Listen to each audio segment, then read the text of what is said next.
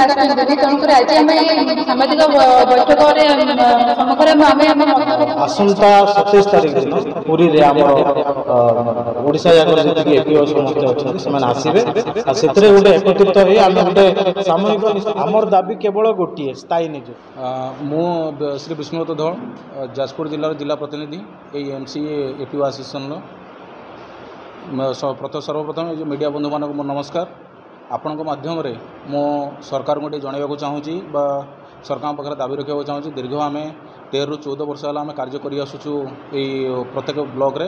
एवं जिला संयोजक हिसाब जिलार कार्य कर कि जो आम ब्लॉक रे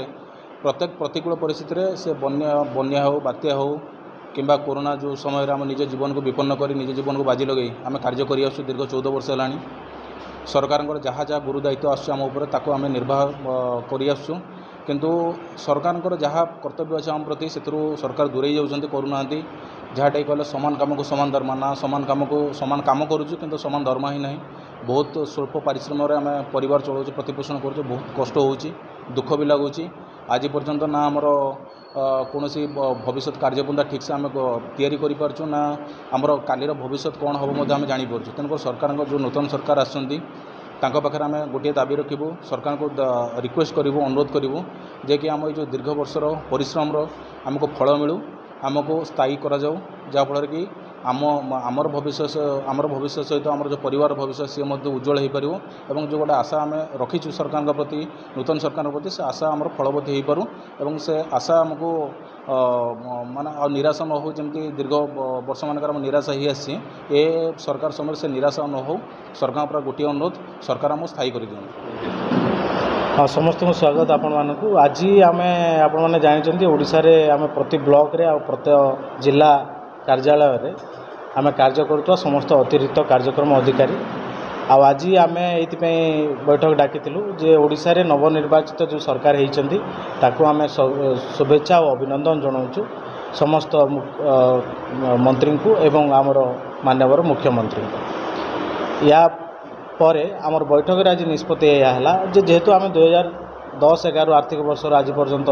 दीर्घ 13 ରୁ 14 वर्ष है कम करुचु किंतु आम आज पर्यंत स्थायी निजुक्तिर मान्यता पाई पारिलु नहीं किंतु आपण मैंने देखिए विगत दिन में यही पंचायत राज डिपार्टमेंट रे जे बहुत गुड़ाए पोस्ट थिला जमती जीआरएस सीपी जीपीटीए जो मैंने महात्मा गांधी नरेगा रे काम करते से माने यही निकट भविष्य सब स्थायी निजुक्ति होती तेणु आज आम गोटे संकल्प नेलु आ आशा भी रखिलु जे नूतन सरकार आम गोटे नूतन आशा पाइबू आ गोटे नूतन आमर परिवार मानक समस्त को न्याय मिलिबो सेइथिपई आम आपण माध्यम सरकार को निवेदन करुचु जे आमर कथा बा आम परिवार प्रति बा आमर चाकरी जो शर्तावली अच्छी से आमर कथा टिके बुझिबे आमर दुख बुझिबे एवं नूतन सरकार ठारू गोटे नूतन आशा नहीं आम आज साम्बादिक सम्मेलन तथा बैठक आलोचना करूँ आमर प्रत्येक जिलार समस्त जिला प्रतिनिधि आसते एवं शेष में आम विभिन्न फोरम रे विभिन्न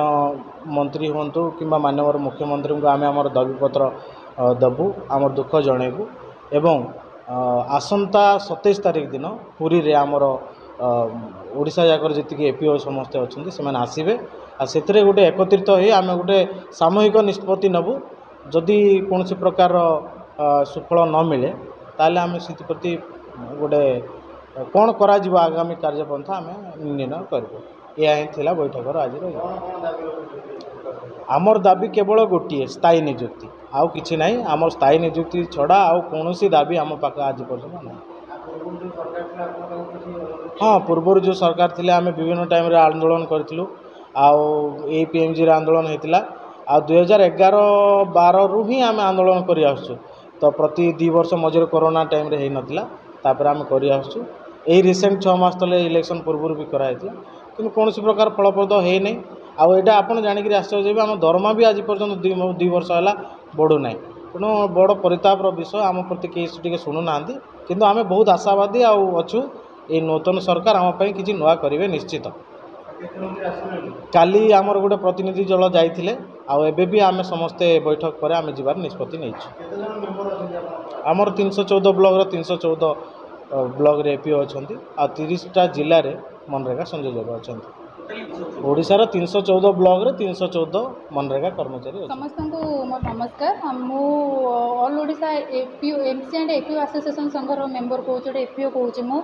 आज आमर ये सांबादिक सम्मेलन अनुष्ठित होती तार मुख्य उद्देश्य रोचे माने आपण मैंने भी समस्ते जानी दीर्घ 14 वर्ष हो गला आम गोटे गोटे जमी दादन खटला भाया मैंने किसी ना मागणा कम कला भाया भी कह गले जो भी सालारी आमको जो गवर्नमेंट दौर मैंने से कहूँ निज खराब लगुच कि आम परिवार से भी चल पाने आम एत कष्ट चल परिवार नहीं चली आसुचु दादन खटला भाया आम दीर्घ 14 वर्ष है खटी आसुचु किंतु आज एवं तो आम ओडिशा नुआ सरकार आसी नुआ मंत्रिमंडल गठन है नुआ बीजेपी सरकार भी तेणुक आज आम ये सांबादिक बैठक सम्मुखें आम आम मत रखुचु जे आम यहीटा जनवाई चाहूँ जेहेतु नुआ सरकार आसुँच तेणु आम बहुत आशावादी अच्छु सरकार आम कथा शुणे आम एवं तक भी से सरकार सबू कम आम पूरा सचोटपण कर आगक भी आम सरकार जहाँ भी निर्देश जहाँ भी कम आसो आम करूँ किंतु सरकार भी आम कथा बुझे बोली नुआ सरकार जी आसुँच जहाँ तो पुराना बीती जाइए आम किसी करें कि एवं जी नुआ सरकार आसुँच सी आम कथा शुणे आम दुख बुझे और आम प्रति